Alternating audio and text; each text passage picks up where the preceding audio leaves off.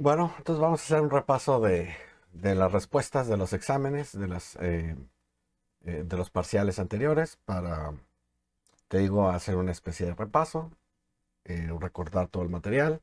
Te habrás dado cuenta que cada vez que vamos avanzando en las unidades, se sigue manteniendo todo el material previo, ¿no? Entonces, lo que antes solía ser la respuesta a una pregunta de un examen, ahora para nosotros es meramente un paso intermedio en la resolución de preguntas más avanzadas, ¿no? Entonces, tenemos aquí los datos originales del primer examen parcial, en donde por un lado tenemos datos en peso de diferentes mujeres norteamericanas en 1957. Las imágenes son de una típica revista. Este, son modelos, sí, pero de todos modos te da una idea de la imagen que se tenía, de la estética que se manejaba en ese aspecto, ¿no? Acá tenemos datos más actuales y la imagen también es de una revista, también es publicidad, de hecho es de una marca de botas para mujeres. Hmm.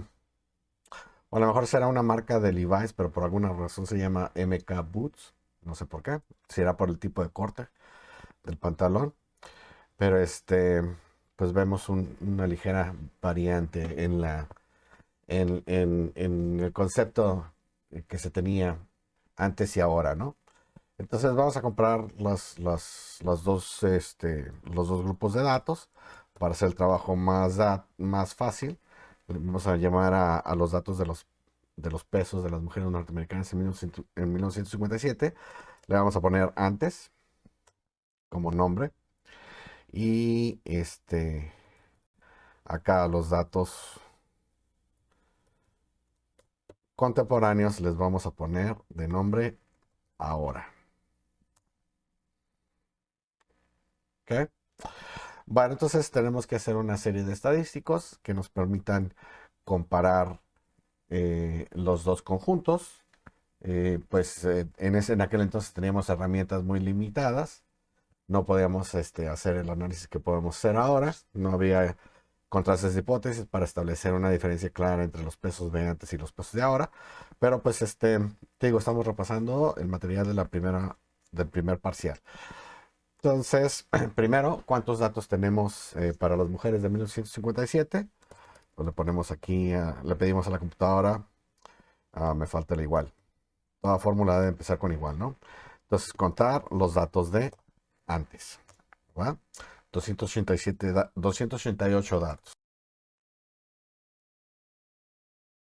Bueno, y por otro lado, contamos los datos de las mujeres ahora y también son 288, ¿no? Para que sea más justa la comparación. En realidad no es necesario que ambos grupos sean del mismo tamaño, pero hay un prejuicio, ¿no? Muy humano que para que una comparación sea justa, ambos muestras tienen que ser del mismo tamaño. Pues no necesariamente es verdad, en estadística se puede hacer cosas para compensar si las diferentes muestras son de tamaños distintos, pero en este caso son iguales, para no entrar en controversias, ¿no? Vamos a concentrarnos primero en los datos de las mujeres en 1957. Vamos a investigar eh, cuál de todos los pesos de las mujeres era el mínimo. En este caso sale 54 kilos. Una mujer pesaba por ahí 54, eso fue el mínimo. Vamos a ver el máximo. ¿Sí? Sale una mujer de 71. Entonces hay variedad en los pesos, ¿verdad? No todas las mujeres pesaban lo mismo, ni antes ni ahora. Entonces, este, eh, como una medida de dispersión muy rudimentaria, muy poco elegante, pero pues sencilla de calcular y por lo tanto práctica en muchas ocasiones, se maneja la amplitud de los datos, ¿no? O rango, como todo el mundo ya lo tradujo, ¿no? Eh, Depende del tipo de la variable. Si es variable continua, pues es simplemente el máximo menos el mínimo, ¿sí? Y entonces tenemos una amplitud de nuestros datos de 17 kilogramos, ¿no? Si fuera una variable discreta, pues habría que sumarle después la unidad mínima que estamos utilizando para medir. Por lo general, en variable discreta, pues es de uno en uno. Entonces la fórmula sería máximo menos mínimo más uno, ¿verdad? Por aquello, por ejemplo, dices tu primera, tienes unas boletas enumeradas ahora que vienen las elecciones. La primera boleta empieza en la uno y la última boleta termina en 10. ¿Cuántas boletas tienes para votar? Pues no vas a decir que tienes 10 menos uno 9 boletas, ¿no? Si tú las cuentas de uno por uno, las boletas desde la uno hasta la 10, tienes el número máximo menos el mínimo y luego por fórmula en variable discreta es más uno, tienes 10 boletas, ¿no? Bueno, en fin. Entonces ahí tenemos el dato de la medida de dispersión más básica, que es el rango. En cuanto a medidas de tendencia central, pues la más importante de todas, la más popular, de todas las formas de promedio que conocemos, pues es la media aritmética, en donde sumas todos los datos y lo divides entre el número de datos que son. Ya Excel pues ya tiene una fórmula que se llama promedio. Entonces sacamos el promedio de todas las mujeres de antes y el promedio nos da 61 kilos con 906 gramos. ¿Ok? Entonces, ese es el valor central que pretende de una manera u otra ser representativo de todo el grupo completo, ¿no? Pero no significa que todas las mujeres pesen exactamente esa cantidad. De hecho, exactamente esta cantidad, pues ninguna mujer, ¿no? Porque aquí todos los datos que teníamos eran puros números redondeados y sin embargo la media aritmética nos dio un valor con decimales. Entonces eso es un poquito incómodo de la forma como se calcula la media aritmética, porque a veces te da resultados que no pertenecen al conjunto original, ¿no? Es como el comentario que ya les he hecho muchas veces, el típico dato estadístico de población, en donde decimos, por ejemplo, que las familias mexicanas tienen en promedio 2.5 hijos. Pues a ver, no sé cómo lo va a hacer para encontrar un punto 5 de hijo, ¿verdad? Pero no es esa la forma como se debe interpretar, ¿no? Es simplemente una operación aritmética que, pues como hay una división, se divide entre el número de datos que son, te puede dar valores fraccionarios. No es un número que a fuerzas todas las mujeres pesan eso, simplemente es un número representativo de todo el grupo si lo conglomeramos en una sola unidad, ¿no? Entonces, podemos decir que las mujeres pesan, en 1957 pesaban alrededor de 62 kilogramos si lo redondeamos, ¿no? O alrededor de 61 kilogramos con 906 gramos, si quieres ser más preciso. Pero es alrededor de, ¿no? ¿Qué tan alrededor? Pues bueno, ahí tendríamos que regresar a la medida de dispersión y tenemos una dispersión de 17 kilogramos alrededor. A saber, desde la mujer más ligera que tenemos en este conjunto, de 54 kilogramos, hasta la mujer que pesó más en ese conjunto, que fue de 71 kilogramos. ¿Ok? Pero la media aritmética no es la única forma de promedio que tenemos. También tenemos la moda, que es el número que más se repite, ¿no? Entonces tenemos una fórmula eh, específica para Excel. Entonces le ponemos, hay dos versiones. Por lo general, pensamos en que hay una respuesta para la pregunta ¿cuál es la moda? Pero puede haber varias en caso de que haya empates, ¿no? Que diferentes pesos tengan la misma frecuencia. Entonces lo voy a dejar abierto en varios y Excel lo que hace es me haría una lista hacia abajo en caso de que tuviera varios valores, pero en este caso estoy viendo que me dio solamente uno. Eso está haciéndolo de la manera moderna, ¿no? Pero nada más para estar realmente seguro, lo voy a hacer de la forma antigua, que era con operación matricial, ¿no? O sea, tú escoges varias celdas en donde pueden existir la lista de todas las respuestas y aquí escribes moda.varios, reconociendo que puede haber varias modas, y luego siguen tus datos, ¿no? Son los datos de antes, ¿ok? Y como es una operación matricial, le hacemos con Control Shift Enter y entonces la computadora me llena con puros números 62, lo cual me indica que no hay suficientes respuestas para llenar toda la matriz. Me está repitiendo la misma respuesta, ¿no? En caso de que hubiera varias modas, me las pondría en lista y si ya se acabaron todas y todavía hay espacios, entonces empezaría a repetir otra vez las respuestas, ¿no? El caso que estoy viendo aquí, que son puros números 62, me da a entender que pues solamente hay una sola moda.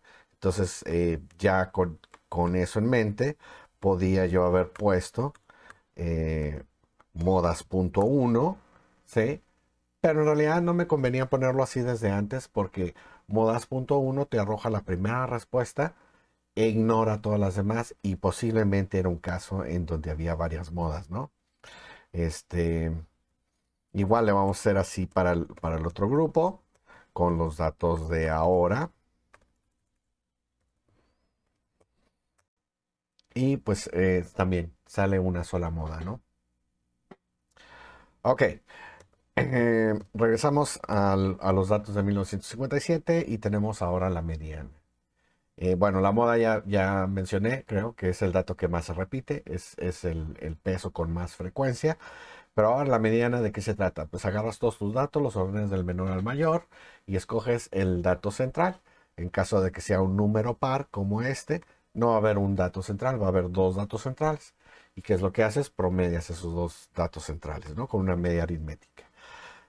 Pues por suerte, pues ya viene una fórmula en Excel integrada. Entonces vamos a calcular la mediana de las mujeres de antes y me sale, curiosamente también me sale 62.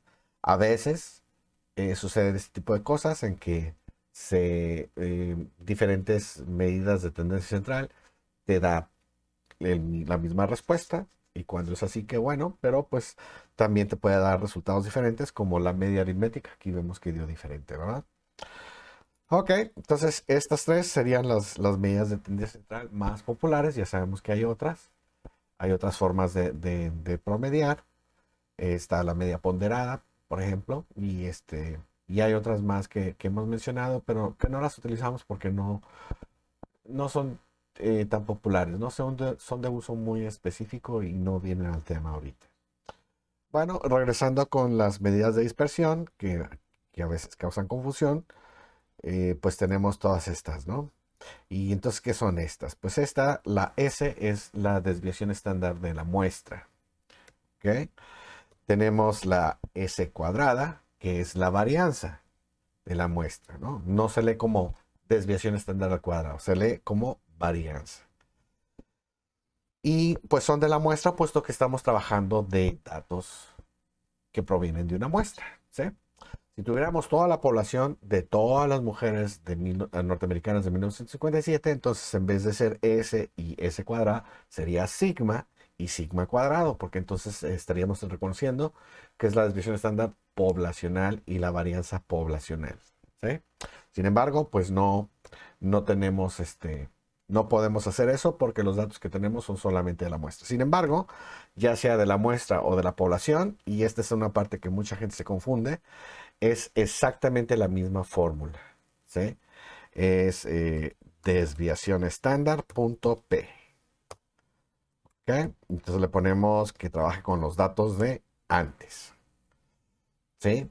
Repito, mucha gente se confunde con esto porque punto P no suena a población, ¿sí? Sin embargo, yo no estoy calculando sigma, que sería la desviación estándar poblacional, estoy calculando S, la desviación estándar de la muestra.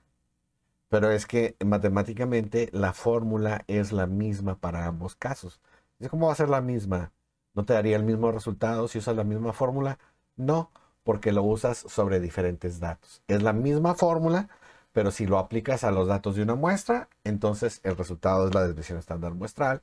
Si tú esa misma fórmula lo aplicas a todos los datos de la población, esa misma fórmula ahora te daría la sigma, la desviación estándar poblacional. ¿Por qué? Porque cambiaste los datos.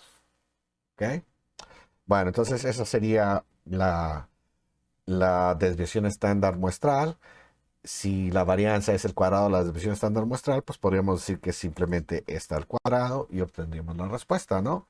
Más sin embargo, lo que vamos a hacer es lo vamos a calcular de manera más correcta y vamos a decir que es la varianza poblacional. ¿Sí? ¿Por qué poblacional? ¿Que no estoy haciendo una muestra? Es que es la misma fórmula, ¿no? Entonces trabajamos con los datos de antes y de todas maneras me sale el mismo resultado que hace rato yo calculé elevando la S al cuadrado, ¿no? ¿Ok? Bueno, y entonces, eso fue con la desviación, con la fórmula desves.p. Y este de acá, este es el caso raro y diferente, ¿sí? Ese circunflejo y ese circunflejo al cuadrado. Ese circunflejo es una estimación de la desviación estándar poblacional a partir de los datos de una muestra, ¿sí? Este no es un cálculo, es una estimación, ¿sí? Este valor de aquí, esta es la respuesta y es exacto. Este valor de acá lo vamos a calcular, pero no creas que la respuesta es 100% garantizada estar en lo correcto.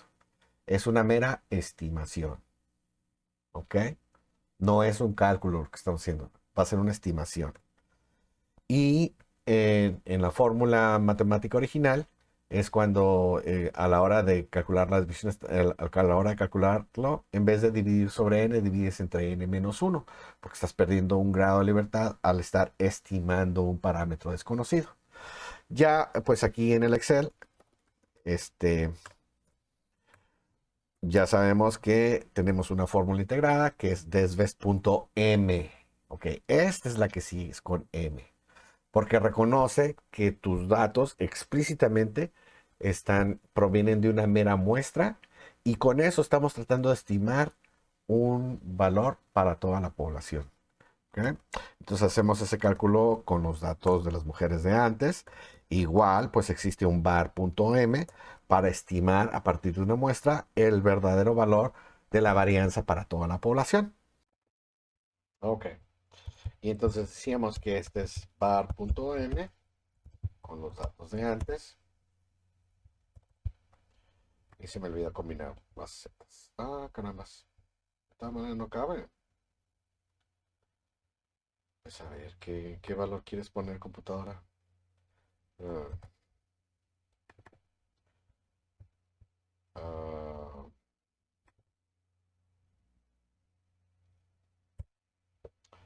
perdón. Este es var.s porque es sample en vez de muestra. La fórmula para varianza en Excel está en inglés. Ok. Bueno, de la misma manera, pues hacemos todos los datos de acá, ¿no? El mínimo con los datos de ahora. El máximo con los datos de ahora. El rango pues sería el máximo menos el mínimo, así nada más, porque es variable continua. Y la media aritmética pues es el promedio de los datos de ahora. Promedio, no promedia. Promedio. La mediana es mediana, tal cual, con los datos de ahora. ¿Ok? Quedamos que la S es la desviación estándar, fórmula punto P, con los datos de ahora. La S cuadrada es la varianza, punto P, con los datos de ahora. ¿Sí? Y la S circunflejo es la que se estima, es la desviación estándar poblacional estimada a partir de una muestra. Entonces esa es la que es desviación estándar punto M, con los datos de ahora. Y la S circunflejo al cuadrado es la estimación de la varianza poblacional a partir de los datos de una muestra, ¿no? Entonces, a partir de una muestra estás estimando el de la población. Entonces, ese va a ser var.s, sample en vez de muestra, porque está en inglés la fórmula, con los datos de ahora. Y ya tenemos nuestros estadísticos más básicos. Bueno, pues entonces con esos estadísticos básicos podemos hacer una comparación muy sencilla, pero eh, podemos ver, por ejemplo, tomemos como punto de referencia a la media aritmética y entonces podemos ver cómo ha cambiado a través del tiempo los pesos de las mujeres, ¿no? De tener un promedio de 61 o 62 kilogramos más o menos. Ahora prácticamente pues el peso promedio son 70 kilogramos. Entonces ha aumentado el peso promedio de las mujeres. Sin embargo, no todas las mujeres han subido de peso. Por ejemplo, aquí en lo que viene a ser en estas dos muestras, el mínimo coincide en ambos casos, ¿sí?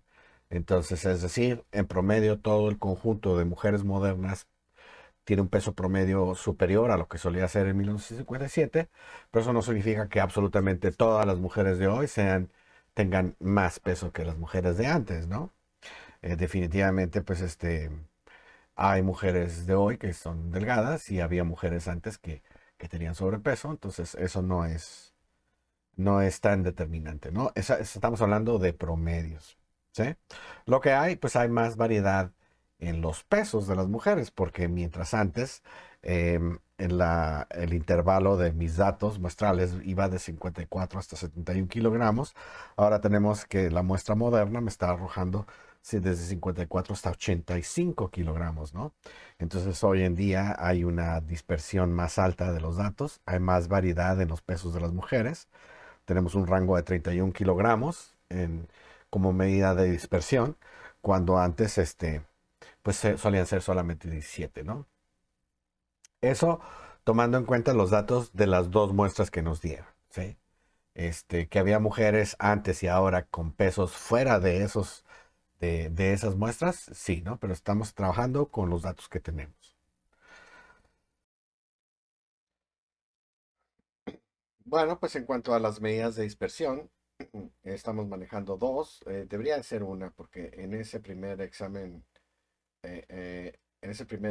parcial, solamente estamos trabajando con los datos de las muestras y ya nada más, ¿no? Entonces, tenemos, por ejemplo, la desviación estándar muestral de las mujeres antes, en 1957, que es más o menos alrededor de 3 kilogramos, contra una desviación estándar de las mujeres contemporáneas de aproximadamente 5 kilos y medio, ¿no?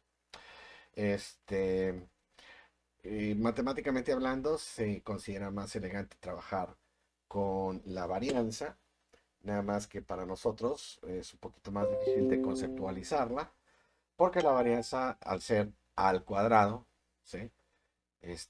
Queda precisamente en unidades cuadradas, ¿no? En este caso, como estamos trabajando pesos en kilos, las varianzas de las mujeres en 1957 me quedan 9.5 kilogramos al cuadrado. Ahora explícame qué es un kilogramo al cuadrado, ¿no? Bueno, entonces, eh, como, como cálculo matemático, la varianza es mucho más útil en estadística, pero para nosotros, como humanos, es más fácil entender la desviación estándar, ¿no? Una simplemente la raíz de la otra. Entonces vemos como la dispersión es mayor en las mujeres actuales, pues ya vimos un poquito eso anteriormente. Hay más variabilidad en los pesos, ¿no? Hay más mujeres con distintos tipos, distintos pesos, ¿no? Em, y de hecho eso se refleja un poco en la publicidad de los tiempos, porque antes las modelos se solían ser más uniformes y ahora en las publicidades modernas pues hay más variedad, ¿no? Desde delgadas hasta más gruesas, ¿no? Bueno, entonces eso es en cuanto a las desviación estándar y varianza. Pero en preparación a los próximos temas a futuro, pues también incluimos en el examen lo que sería la estimación de la desviación estándar poblacional a partir de los datos de una muestra, ¿no? Y la estimación de la varianza poblacional a partir de los datos de una muestra, ¿sí?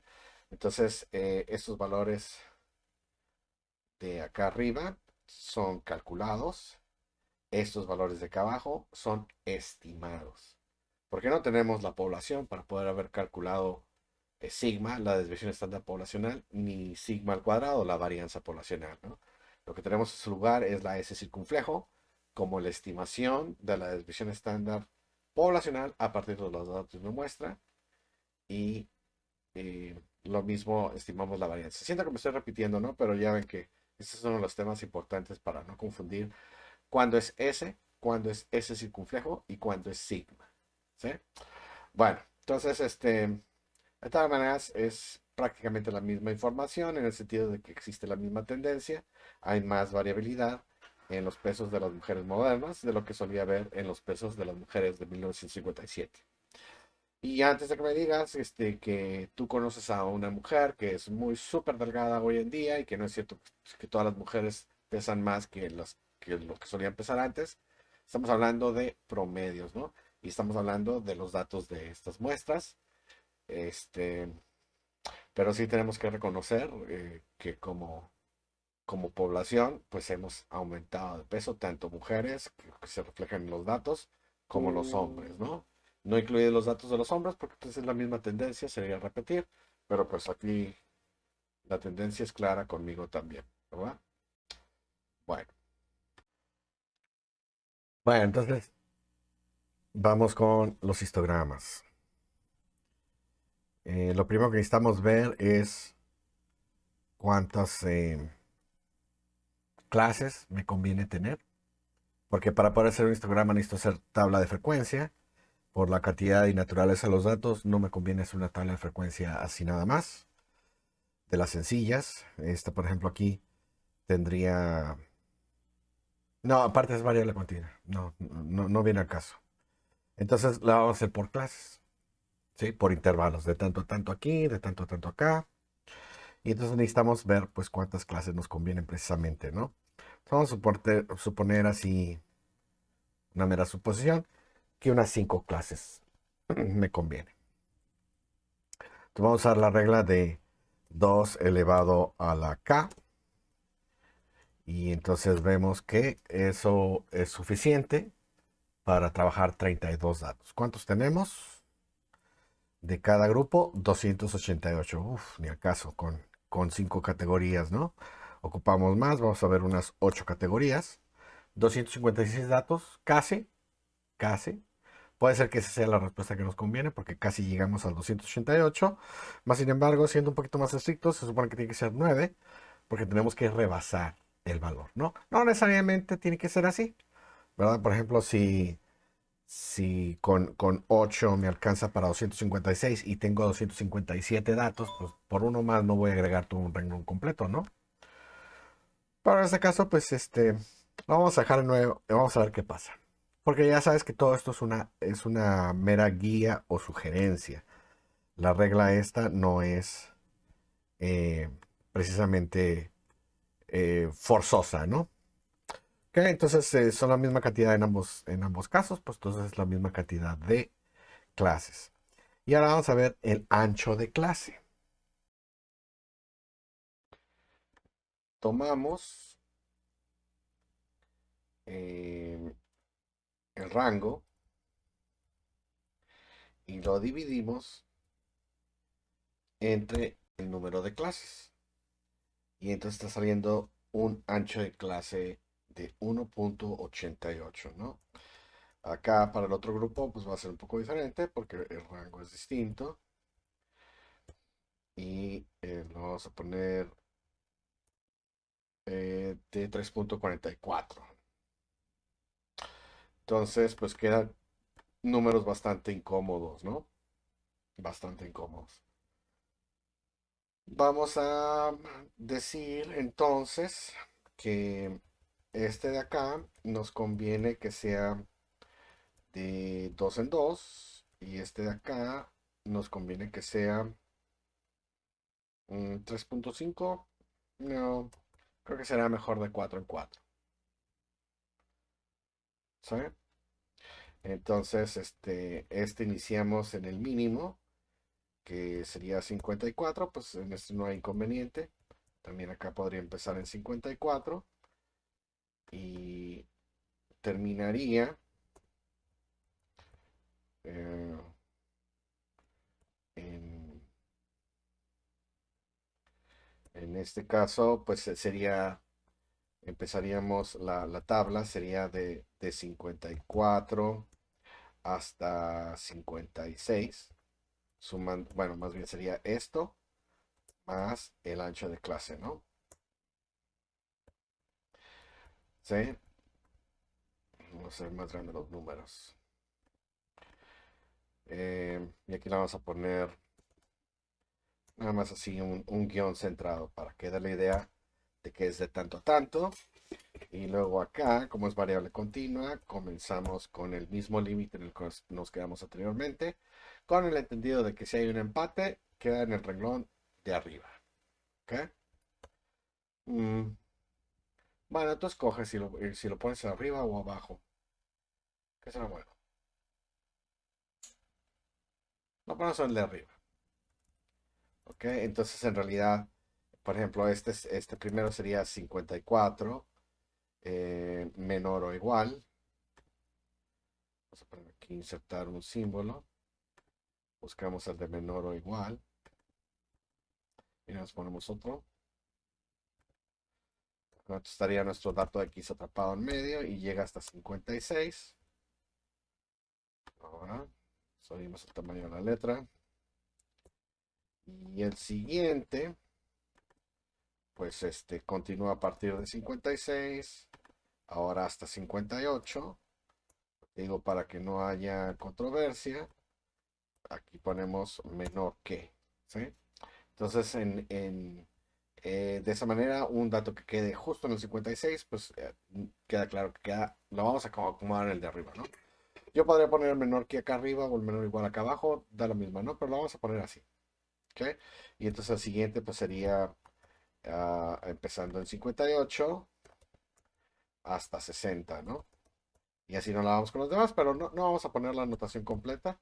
Mejor lo manejamos así como te digo, con el límite inferior, guión límite superior de cada clase, con entendimiento de que el valores que caen exactamente en la frontera caen arriba, ¿no? Ok, entonces este es este de aquí más el ancho de clase. Ok, entonces hacemos, mm, a ver, me equivoqué en qué. No, a ver qué hice. Es este más el ancho de clase. Ok, y a eso le ponemos candado. Eso fue lo que me faltó. Ajá, ok, y estos de acá, pues esto prácticamente es igual a este, ¿no? Entonces lo copiamos para abajo. Y esto también los copiamos. Y dijimos que queríamos 9 clases. Pues 1, 2, 3, 4, 5, 6, 7, 8, 9. Me está sobrando una. La quitamos. Y a ver, el máximo llega hasta 71. Con los datos como los tengo, llego hasta 72. Bueno, entonces el chiste con nuestras tablas de frecuencias es que el límite inferior de la primera clase esté por debajo del dato mínimo, o por lo menos que lo empate, ¿no? En este caso, pues empiezan en 54 ambas tablas. Entonces ahí vamos bien, porque no queda nadie fuera, ¿no? Si nuestra tabla empezara en 56 y el dato mínimo 54, pues ese dato y posiblemente otros caen fuera de la tabla, ¿no? Y por lo mismo, el límite superior de la última clase tiene que ser mayor a el máximo. Entonces, en este caso de acá, el máximo es 85. eh, de hecho, así como está, ni siquiera ocupamos esta última clase, ¿no? ¿Sí? Entonces, esta tabla, yendo de 2 en 2 me quedó de 9 renglones. Esta otra tabla, yendo de 4 en 4 me quedó de 8 renglones. 8 clases. ¿Sí? Bueno. Em, ¿Por qué me quedó más corta? Pues porque acuérdate que según nuestro cálculo era 3 puntos y algo el ancho de clase que me convenía y yo lo subí a 4 y pues avanza más rápido la tabla de lo que debería, ¿no? Pero prefiero valores así con números bonitos y redondos, ¿no? Entonces, ya que está más o menos como te guste la tabla, ningún valor raro, nada de decimales innecesarios. A veces los decimales pues son inevitables, pero definitivamente no íbamos a utilizar todos los decimales que nos decía el cálculo original de del ancho de clase, ¿no? Uno salía 1.88 y el otro salía también bien feo, ¿no? Entonces, em, vamos a hacer la frecuencia a través de la fórmula frecuencia o con los datos de antes, ¿sí? Y los grupos están delimitados por los límites superiores de tus clases, ¿ok? Y como es una operación matricial, control shift enter, ¿ok? Entonces ahí tenemos el resultado, las frecuencias. Podemos hacer la suma de todas las frecuencias, nada más para verificar que efectivamente esté tomando en cuenta los 288 datos y que no me faltó ninguno, ¿no? Igual lo podemos hacer lo mismo acá. Lo podemos hacer de la forma moderna también, que es ignorar que es una operación matricial, ponerle aquí frecuencia con los datos de ahora en referencia a estos delimitantes. Utilizamos, acuérdate, el puro límite superior de las clases. Cerramos el paréntesis y le ponemos enter normal. Y de todas maneras, Excel lo que hace es te lo convierte en operación matricial, los pone todos en la columna. Lo único que no me gusta de este método es este número de aquí. Ese número me choca que lo ponga. ¿Qué significa ese número? Que tengo cero faltantes. O sea, incluí todos los datos de manera correcta. Podría decir, bueno, no importa, quita ese cero. No se puede porque es parte de la respuesta. ¿Sí? Entonces, yo por eso prefiero usar la operación matricial con Control Shift Enter, ¿no? Bueno, de todas maneras, el resultado, pues prácticamente es el mismo, ¿no? Entonces, podríamos hacer con una gráfica de este y una gráfica de este otro, ¿no? Entonces, con estos, vamos a insertar una gráfica de columnas verticales, que es la que más se asemeja a los histogramas. Ya sabes, lo único que tenemos que hacer es quitar el espacio entre las columnas para que de esa manera se asemeje más a lo que es un histograma, ¿no? Eh, Colores, pues vamos a poner un relleno, eh, vamos a poner color rosa bajito, no rosa, porque son los datos del 57. Y esto podríamos decir que es la distribución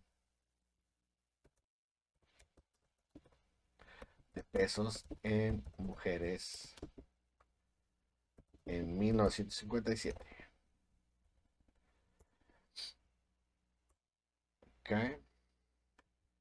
Y falta arreglar las etiquetas de acá abajo, ¿verdad? Para eso, mm, pues podemos ponerle una columna auxiliar para que sea el texto tal cual, en donde ponemos eso. mm, eh, Vamos a poner S concatenado con, no, pues así, concatenado con el, el espacio, guión espacio, y le concatenamos el límite superior, ¿no?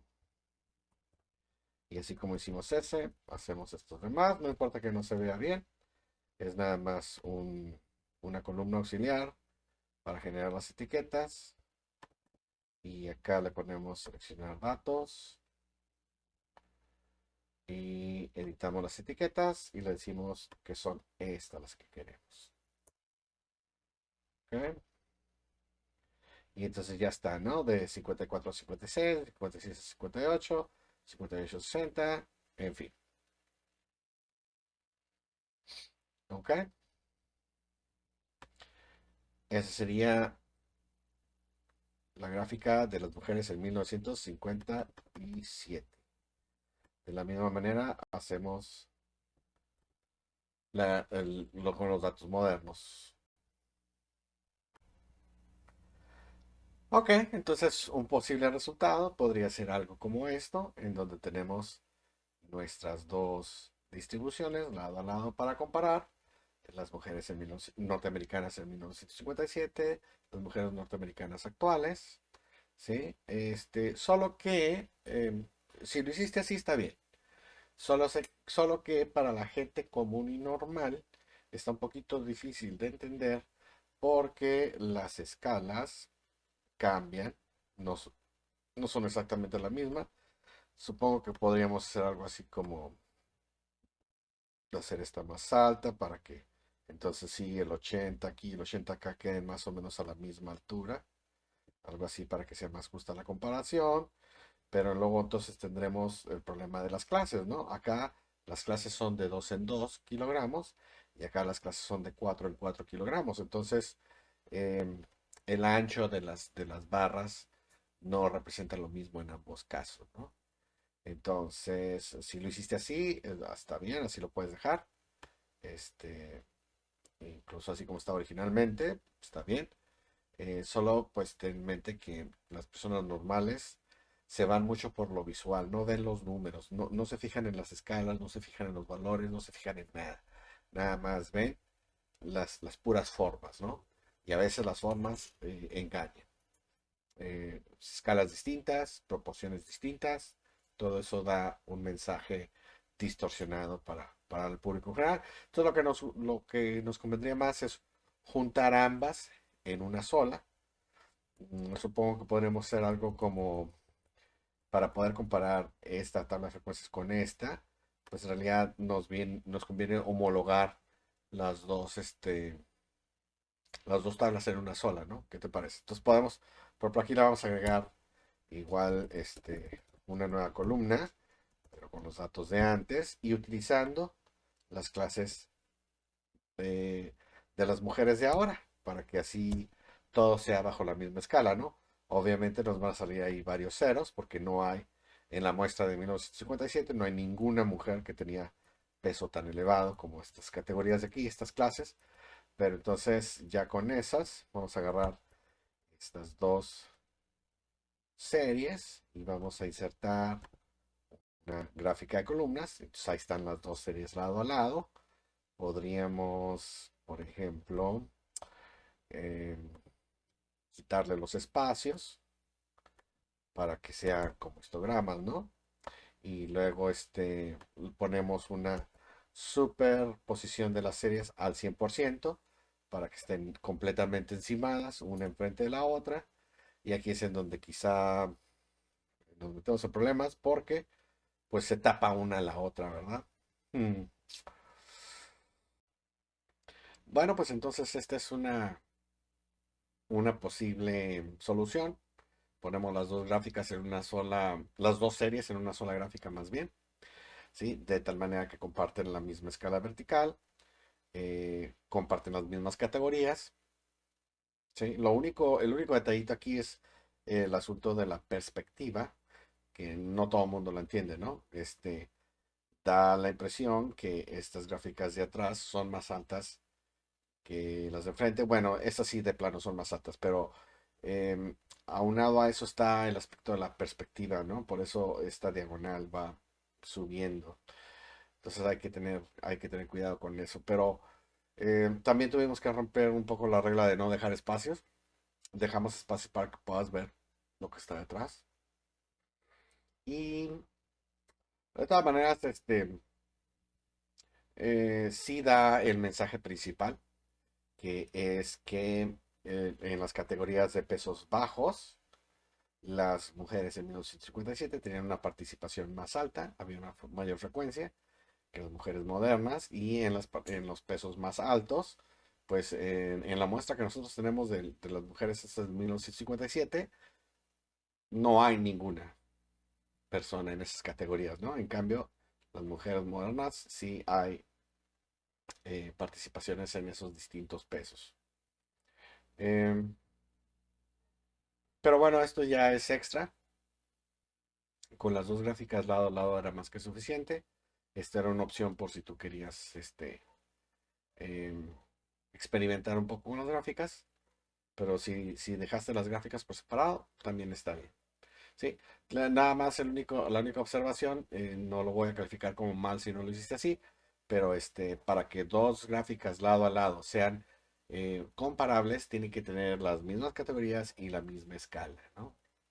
No necesariamente que sean las dos en una sola, pero sí que, que, que sus parámetros sean iguales, más que nada la escala, porque si son de escalas diferentes, la gente se confunde mucho. Ok, bueno, entonces ahí le dejamos por esto.